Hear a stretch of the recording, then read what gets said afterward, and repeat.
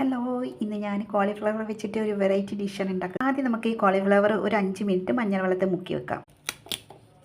അപ്പോൾ 5 മിനിറ്റ് കഴിഞ്ഞ് ഇതിലേക്ക് കുറച്ച് മഞ്ഞൾപ്പൊടി ആവശ്യത്തിന്, എന്നിട്ട് വെള്ളം ഒഴിച്ചിട്ട് വേവിച്ചെടുക്കും. വെള്ളം ഒഴിക്കട്ടെ. നമ്മുടെ ഒറ്റ വിസിലിനാണ് വേവിച്ചെടുക്കും. ഇത് നമ്മുടെ കട്ട് ചെയ്യണില്ല. നമുക്കൊരു ഗ്രേവി ഉണ്ടാക്കിയെടുക്കാം. കുറച്ച് കടുക് പൊട്ടി, ഇഞ്ചി പേസ്റ്റ്, പച്ചമുളക്, നമുക്ക് 2 ഉള്ളി വഴറ്റിയെടുക്കാം. കുറച്ച് കറിവേപ്പില, ഉപ്പ്, സ്പൂൺ മുളക് പൊടി, മഞ്ഞൾ, 1/2 സ്പൂൺ ഗരം മസാല, കുരുമുളക് പൊടി, ഇതിലേക്ക് 2 ടൊമാറ്റോ ഇട്ട് കൊടുക്കുക. ജസ്റ്റ് വഴണ്ട് വന്നിട്ടുണ്ടെങ്കിൽ ഇതിലേക്ക് 1/2 കപ്പ് തേങ്ങാപ്പാൽ ആഡ് ചെയ്യുന്നുണ്ട്. 1/4 കപ്പ് വെള്ളം ആഡ് ചെയ്യുക. ഒന്ന് വേവിച്ചെടുക്കുക. ടൊമാറ്റോ നമുക്ക് മിക്സിയിലിട്ട് അടിക്കുക. വെളുത്തുള്ളി, നല്ല പഞ്ചസാര.